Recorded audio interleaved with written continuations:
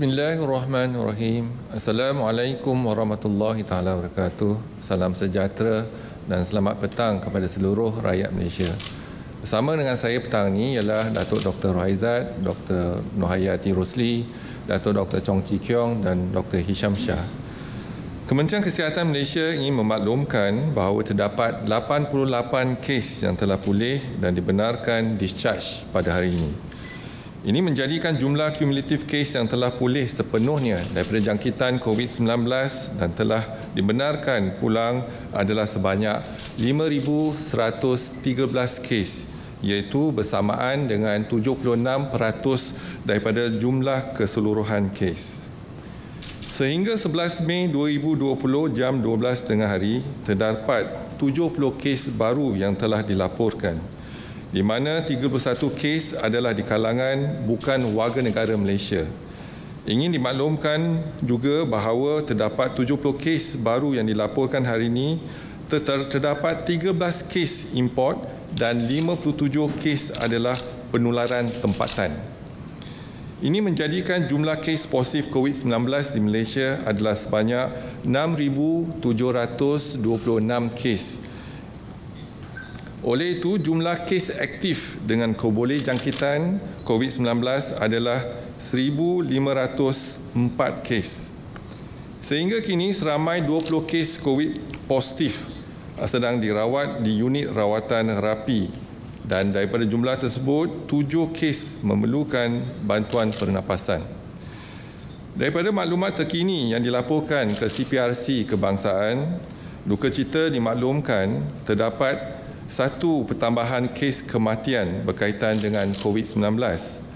Justru jumlah kumulatif kes kematian COVID-19 di Malaysia adalah sebanyak 109 kes, iaitu bersamaan dengan 1.62% daripada jumlah keseluruhan kes. Kes kematian ke-109 iaitu kes ke-6,657 merupakan lelaki warga negara Malaysia berumur 63 tahun dan mempunyai latar belakang penyakit kencing manis dan penyakit bara hati. Beliau telah dirawat di Hospital Kuala Lumpur pada 8 Mei 2020 dan disahkan meninggal dunia pada 10 Mei 2020 jam 5.15 pagi. Kementerian Kesihatan mengucapkan takziah kepada ahli keluarga beliau. Kementerian Kesihatan Malaysia mengambil maklum mengenai isu yang dibangkitkan oleh beberapa pihak, iaitu berkenaan dengan penggunaan rapid test kit antibody di klinik swasta bagi saringan pekerja untuk kembali bertugas. Seperti mana yang sering Kementerian Kesihatan tekankan, ujian bagi mengesan virus COVID-19 adalah ujian berasaskan antigen, iaitu melalui ujian real-time reverse transcription polymerase chain reaction ataupun RT-PCR ataupun ujian RTK rapid test kit antigen. Kedua-dua ujian tersebut memerlukan pengambilan nasopharyngeal swab oleh anggota yang terlatih dengan menggunakan alat pelindung diri iaitu PPE yang bersesuaian serta kelengkapan makmal seperti biological safety cabinet ketika proses sampel yang telah diambil. Manakala ujian serologi RTK antibody yang menggunakan sampel darah dari hujung jari tidak boleh digunakan sebagai ujian pengesahan ataupun diagnosis. Ini kerana kehadiran antibody tidak dapat mengesahkan jangkitan semasa. Keputusan antibody negatif pula tidak menjamin individu yang diuji tersebut tidak dijangkiti COVID-19. Walau bagaimanapun, ujian RTK antibody boleh digunakan bagi tujuan pelaksanaan kajian prevalence immunity community dari jangkitan COVID-19 di dalam masyarakat atau di kalangan kumpulan sasar. Ini selari dengan saranan Pertubuhan Kesihatan Sedunia di mana RTK antibody boleh digunakan dalam aktiviti surveillance dan kajian epidemiologi iaitu immunity community. Untuk makluman, buat masa ini tiada bukti kukuh dari kajian saintifik yang menunjukkan bahawa orang yang telah pulih daripada COVID-19 dan mempunyai antibody adalah terlindung daripada jangkitan kedua COVID-19. Justru tiada pasport imuniti sebagaimana dinyatakan oleh pihak Pertubuhan Kesihatan Sedunia. Kementerian Kesihatan ingin menasihatkan orang ramai untuk terus mengambil langkah-langkah pencegahan jangkitan COVID-19 serta mempraktikkan kelaziman baru, iaitu yang pertama, elakkan keluar dari rumah kecuali untuk urusan-urusan yang penting sahaja. Yang kedua, mengamalkan jarak sosial selamat sekurang-kurangnya 1 meter daripada orang lain. Yang ketiga, mengamalkan tahap kebersihan optima pada setiap masa seperti kerap mencuci tangan dengan menggunakan air dan sabun atau hand sanitizer. Yang keempat, amat digalakkan memakai penutup muka iaitu face mask di tempat awam ataupun tempat orang ramai berkumpul. Kementerian Kesihatan akan terus memantau perkembangan kejadian jangkitan di dalam negara dan juga di luar negara melalui maklumat yang diperolehi daripada Pertubuhan Kesihatan Sedunia.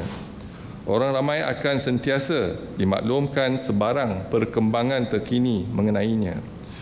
Begitu juga Kementerian Kesihatan akan memastikan langkah-langkah pencegahan dan kawalan yang sewajarnya adalah dilaksanakan secara berterusan. Seterusnya, laporan kluster COVID-19 di kawasan Perintah Kawalan Pergerakan diperketatkan sehingga 11 Mei 2020 melibatkan 3 kluster. Kluster pertama ialah Pusat Bandar Utara dan Pasar Borong Kuala Lumpur. Tiada pertambahan kes, iaitu jumlah kes positif kekal 197 kes, di mana 83 adalah kes di luar PKPD dan ia melibatkan bukan warga negara 120 orang.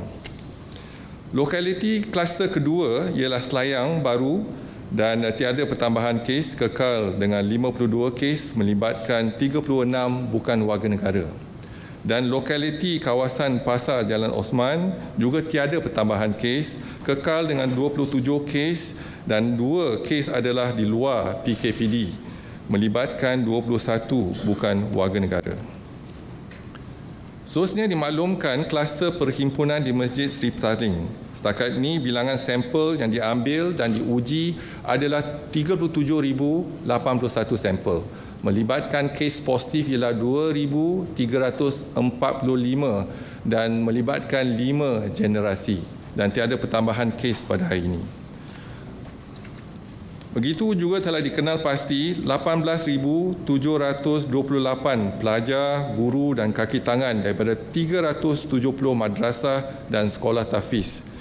Daripada jumlah itu, 10,670 telah disaring dan diuji. Dan jumlah kes yang positif dikesan dan disahkan adalah 431 individu, iaitu bersamaan dengan 4.0%. Seterusnya dimaklumkan laporan warga negara Malaysia yang pulang dari luar negara dan jumlah individu dikuarantinkan setakat ini ialah 31,408 orang dan 23,218 orang telah tamat tempoh kuarantin selama 14 hari. Dan daripada itu, 353 individu didapati positif setakat ini, iaitu bersamaan dengan 1.12%. Dari jumlah tersebut, 267 didapati positif pada swab pertama, iaitu hari pertama, dan 87 didapati positif pada swab kedua, iaitu pada hari ke-13 sebelum mereka dibenarkan discharge ataupun pulang pada hari ke-14. Seterusnya dimaklumkan laporan saringan dan ujian pasar-pasar di Malaysia. Sejumlah 137 pasar telah dikenal pasti melibatkan 29,550 individu dan 25,034 telah disaring dan diuji dan 183 kes didapati positif, iaitu bersamaan dengan 0.7%. Dan dimaklumkan laporan kluster yang telah tamat tempoh pemantauan, iaitu untuk tempoh 28 hari sehingga 11 Mei 2020. Kluster tersebut ialah kluster Tabligh Pakistan di Sabah, Tawau, dan jumlah kes yang terlibat ialah 6 kes dan kluster ini telah pun Kementerian Kesihatan tamatkan. Laporan kluster COVID-19 yang masih aktif sehingga 11 Mei 2020, iaitu yang pertama, kluster Pasar Caukit ada pertambahan 29 kes menjadikan jumlah keseluruhan kes ialah 82. Kluster Pasentran ada pertambahan 8 kes, iaitu daripada swab kedua mereka telah dikuarantinkan dan jumlah kes yang positif setakat ini ialah 230. Kluster Pengawal Keselamatan Ceras ada pertambahan 1 kes menjadikan jumlah keseluruhan 13 kes. Kluster Sendayan ada pertambahan 1 kes menjadikan jumlah 110 kes. Lain-lain 30 kluster tiada pertambahan kes setakat ini. Dan dimaklumkan kapasiti makmal COVID-19 sehingga 10 Mei 2020. Setakat ini kapasiti makmal ialah 20,635 dan ujian seharian semalam ialah 19,400, iaitu bersamaan dengan 94%. Dan seterusnya saya buka kepada sebarang pertanyaan ataupun soalan, dipersilakan. Assalamualaikum. Rosma daripada RTM. Kalau diikutkan beberapa kluster melibatkan pekerja asing, begitu juga ramai pekerja asing di kawasan PKPD dijangkiti oleh COVID-19. Jadi mungkin di pihak Kementerian Kesihatan boleh memberi cadangan kepada pihak majikan untuk menambah baik kediaman mereka yang mana memerlukan hak untuk tidak lagi bersesak dalam satu-satu kediaman. Contohnya seperti kluster pengawal keselamatan, mereka tinggal sehingga 15 orang. Mungkin KKM boleh nasihatkan untuk dari segi kebersihan supaya mereka tidak risiko tinggi dijangkiti. Terima kasih. Terima kasih kepada soalan tersebut. Jadi kalau kita melihat kepada garis panduan Kementerian Kesihatan, jadi antara garis panduan kita ialah kita pastikan penjarakan sosial, iaitu sekurang-kurangnya 1 meter, dan juga meningkatkan tahap kebersihan, sentiasa membasuh tangan dengan air dan sabun, dan juga kalau gunakan penutup hidung dan mulut kalau kita di tempat awam. Dan inilah norma-norma yang patut kita amalkan. Jadi kalau kita lihat daripada kluster yang terlibat, mungkin dia kalangan bukan warga negara, mereka berduduk dalam satu rumah yang amat padat dan jadi risiko tu amat tinggi. Jadi 3 C yang telah diketengahkan oleh Kementerian Kesihatan ialah confined space, yang itu satu. Yang kedua crowded space dan yang ketiga close conversation. Jadi inilah prinsip-prinsip ataupun garis panduan yang telah diketengahkan oleh Kementerian Kesihatan. Dan kita berharap kelaziman baru ini dapat diamalkan oleh majikan-majikan dan juga individu-individu yang terlibat. Kalau kita amalkan cara ataupun kaedah baru sebagai satu budaya kita, insya-Allah kita dapat mencegah dan juga kita dapat memutuskan penularan COVID-19 dalam masyarakat.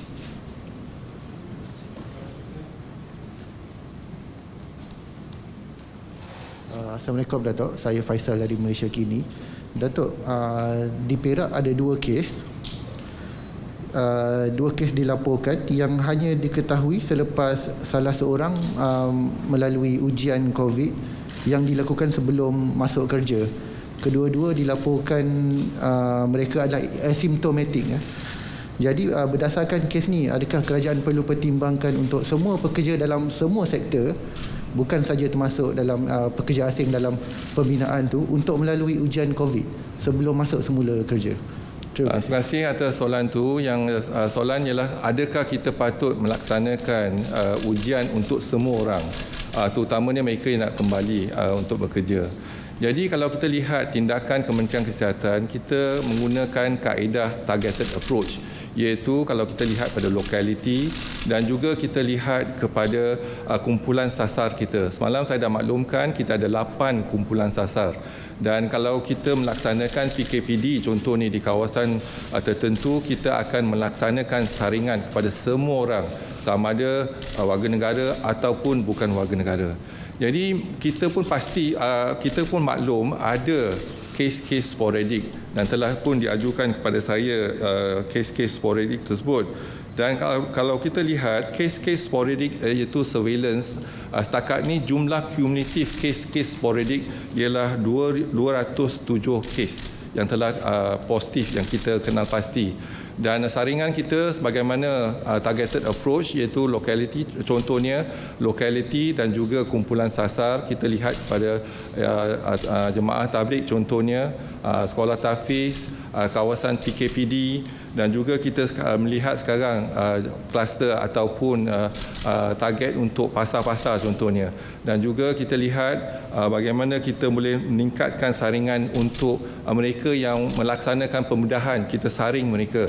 Jadi setakat ini yang mereka yang dapatkan pembedahan ada 6 kes saja positif daripada 8,528 kes.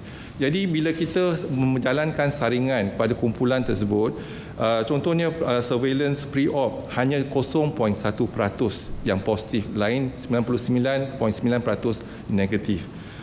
Jadi saringan pada komuniti di Selangor mereka laksanakan saringan dalam komuniti, iaitu melaksanakan 5,433 kes ataupun individu, dan yang positif hanyalah 10 iaitu 0.18%.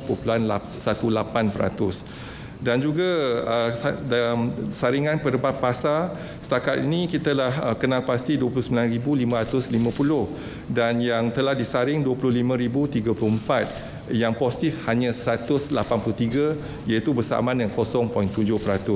Dan saringan akan sentiasa kita laksanakan kepada kumpulan sasar, iaitu kita menggunakan targeted approach, locality ataupun kumpulan sasar tersebut.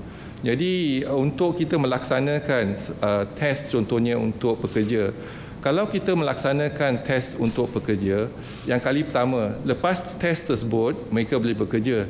Tapi keesokannya ataupun minggu depan mereka terdedah juga kepada komuniti. Dan persoalannya berapa kali kita nak test. Sebab mereka setiap hari akan terdedah kepada komuniti dan virus tersebut ada di komuniti. Jadi untuk kita pastikan, jadi kalau ada outbreak, iaitu ada kes, peningkatan kes di satu lokaliti, di kilang dan sebagainya, baru kita mengambil tindakan. Dan setakat ini kita hanya menyaring mereka yang ada kes gejala positif dan juga tak ada gejala tetapi kontak rapat dengan mereka yang positif. Dan dengan kaedah tersebut kita menggunakan targeted approach dan juga kita saring mereka yang pulang dari luar negara. Dan yang ini kalau kita lihat mereka yang pulang daripada luar negara, kes-kes peningkatan kes pun lebih kurang tak sampai 1% pun. Jadi kita masih melaksanakan pemantauan kepada mereka. Jadi apa yang penting ialah kita melaksanakan tindakan iaitu targeted approach pada PKP 1, 2, 3 dan setakat ini. Dan kita dapat mengawal itu tindakan. Kalau kita lihat kita ada 34 kluster.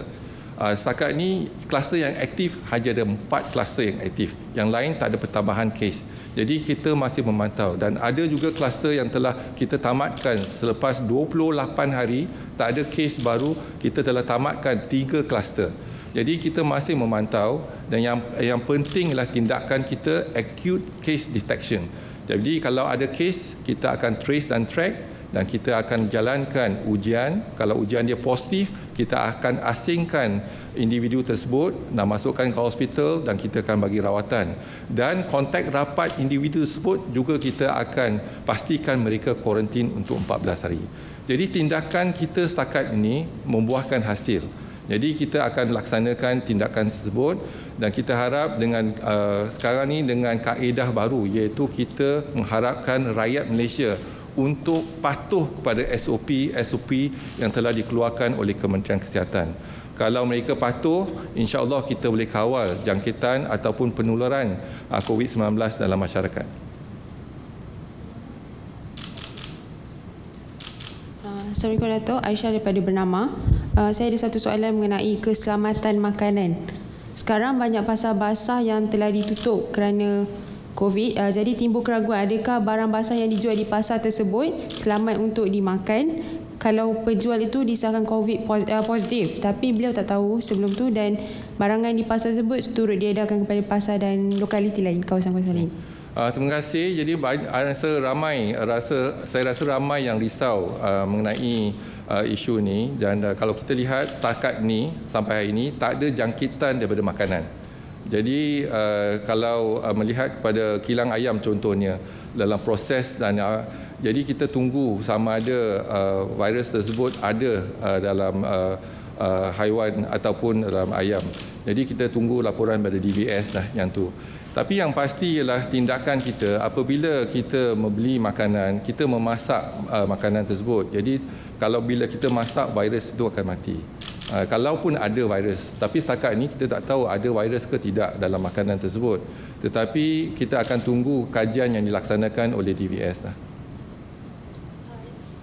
Follow up on that. Jadi kalau tindakan kita beli barangan dekat pasaraya atau sebagainya, kita ada setengah orang yang macam menjemur dan meninggalkan barang tu sebelum digunakan. Adakah benda tu patut dilakukan? Tak semesti bergantung pada makanan kita. Kalau tak semua makanan boleh dijemur. Jadi apa yang penting ialah kalau kita memasak contohnya makanan tersebut, jadi virus akan mati. Kalau kita masak jadi suhu yang tinggi. Tetapi sama ada dalam haiwan contohnya dalam ayam dan juga haiwan-haiwan yang lain ada tak jangkitan COVID-19, yang itu kita kena tunggu laporan daripada DBS lah.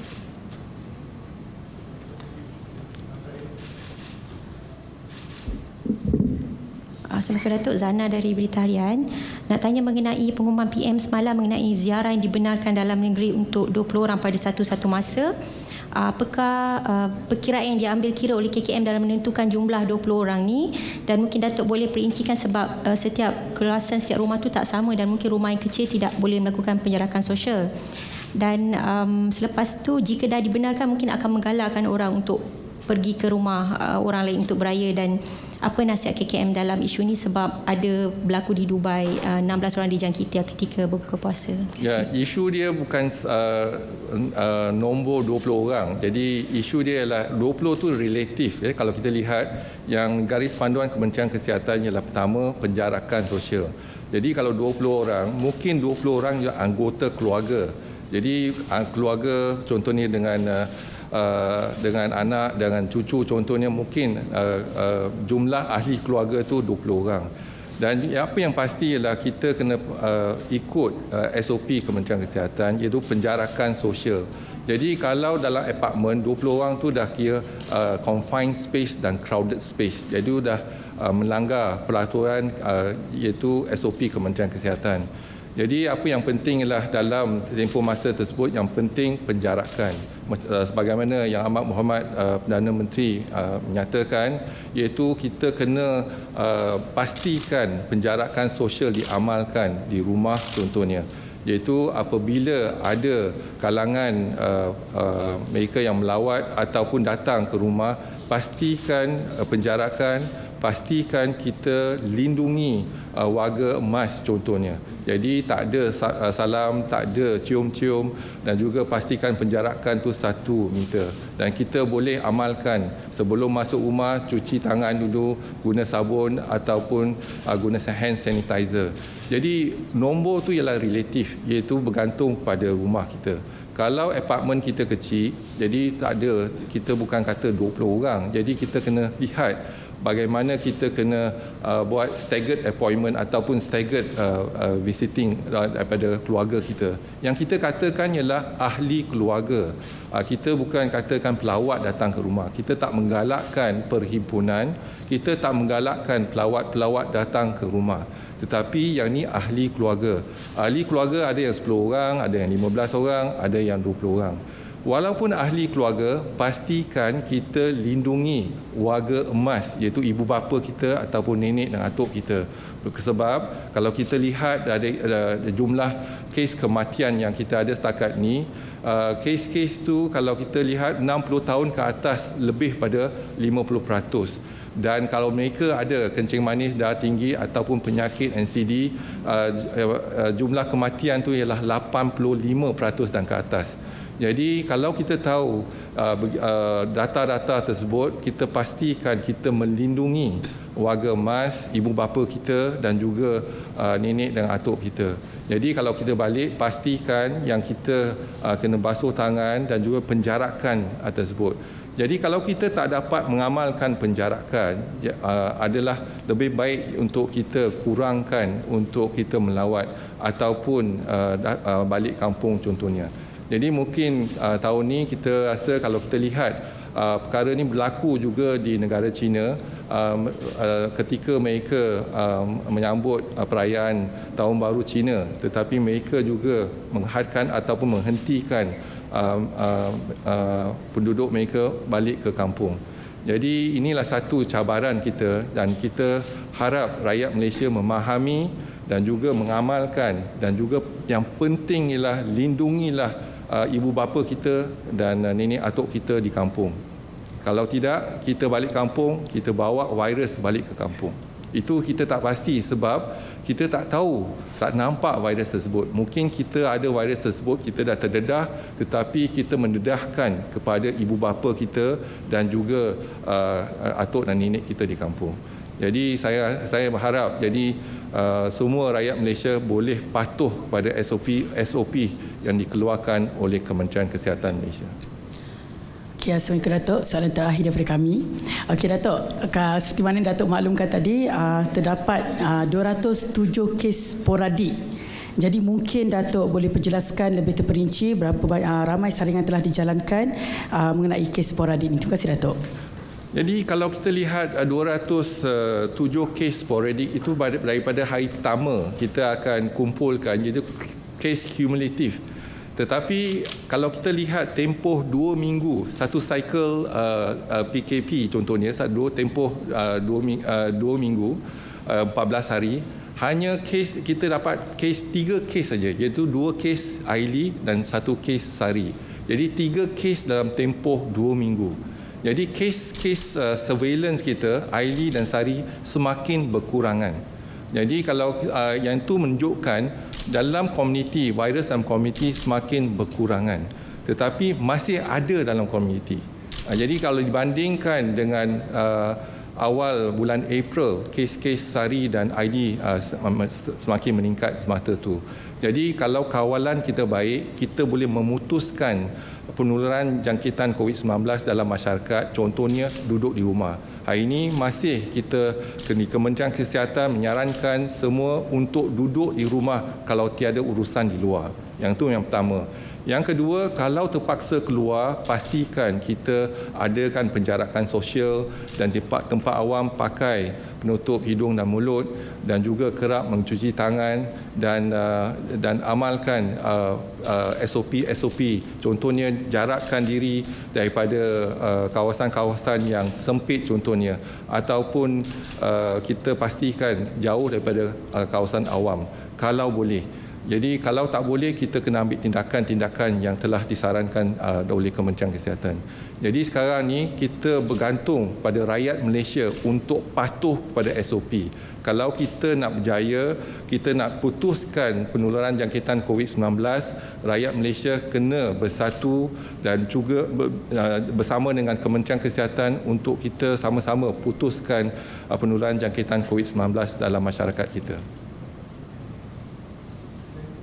Okey, terima kasih. Sekian, wassalamualaikum warahmatullahi taala wabarakatuh.